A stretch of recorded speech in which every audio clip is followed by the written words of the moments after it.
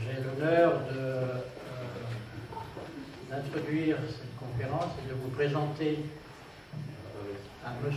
Salim Lamrani, qui est journaliste, enseignant, écrivain, spécialiste des relations entre Cuba et les États-Unis.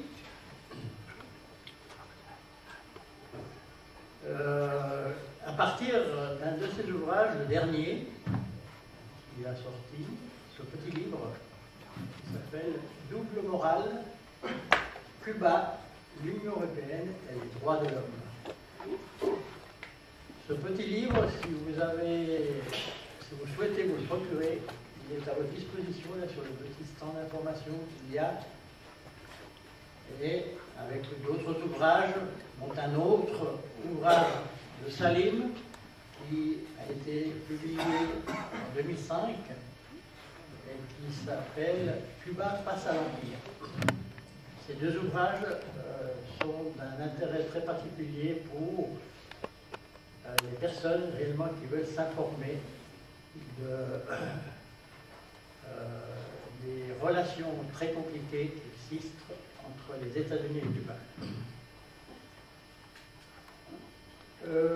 Avant de passer la parole à Salim, j'aimerais saluer ici la présence de plusieurs personnes membres de la mission de Cuba auprès des organisations internationales, mais aussi de Mme Osiris Oviedo, qui est responsable du bureau de la Fédération syndicale mondiale, ici à Genève.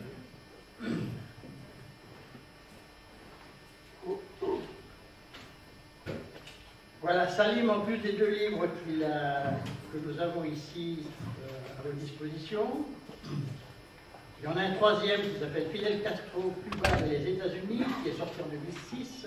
Il y en a quelques exemplaires ici à votre disposition.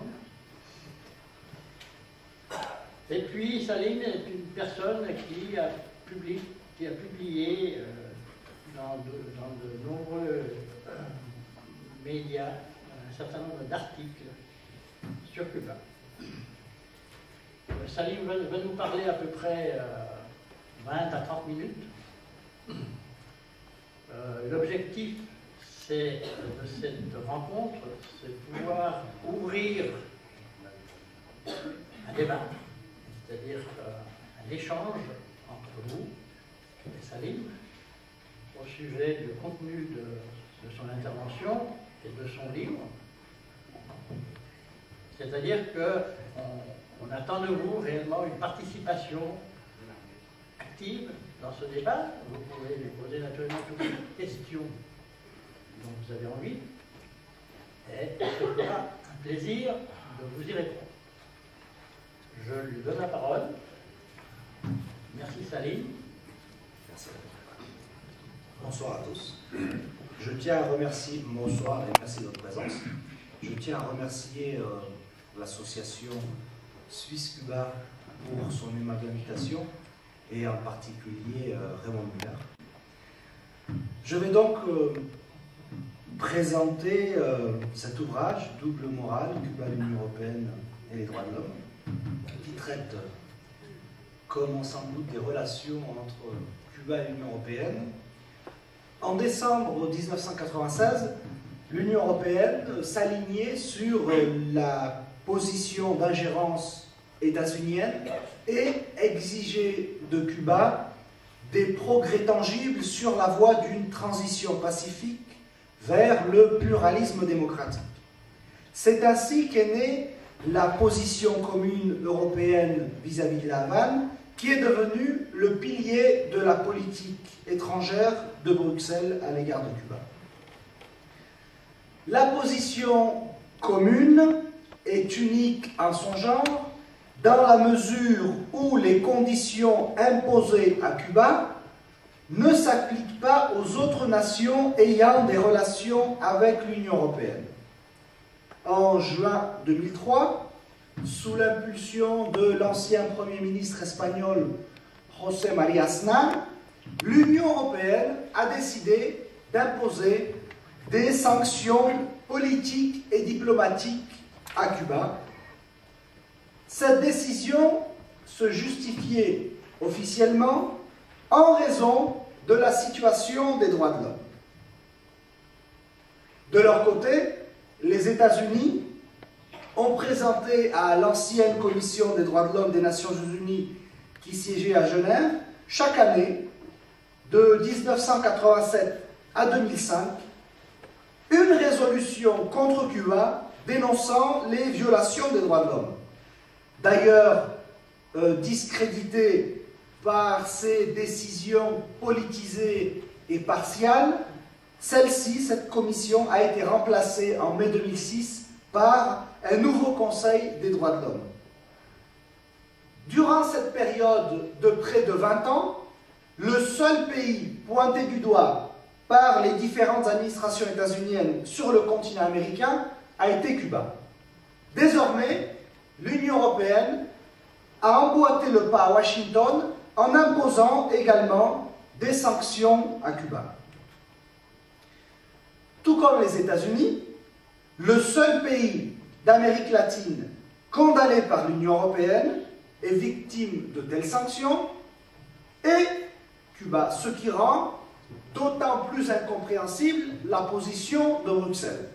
Pourquoi l'Union européenne se range-t-elle de manière aussi dévote sur la position états-unienne?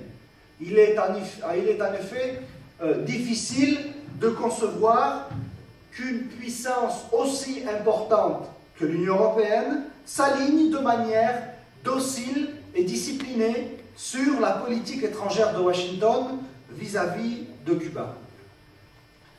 En 2005, en avril 2005 exactement, à Genève toujours, une résolution qui avait été adoptée par une grande majorité des 50 membres de la Commission, 35 sur 50 pour être précis, a été rejetée par l'Union européenne et bien évidemment par Washington.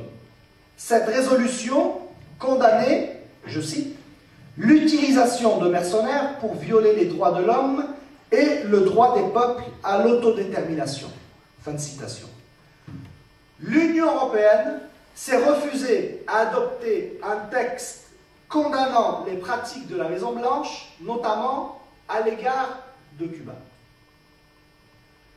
L'Union européenne affirme qu'elle reprendrait, je cite une nouvelle fois, avec plaisir un dialogue politique avec les autorités cubaines. Ce dialogue devrait notamment porter sur la question des droits de l'homme et avoir lieu sur une base réciproque et non discriminatoire.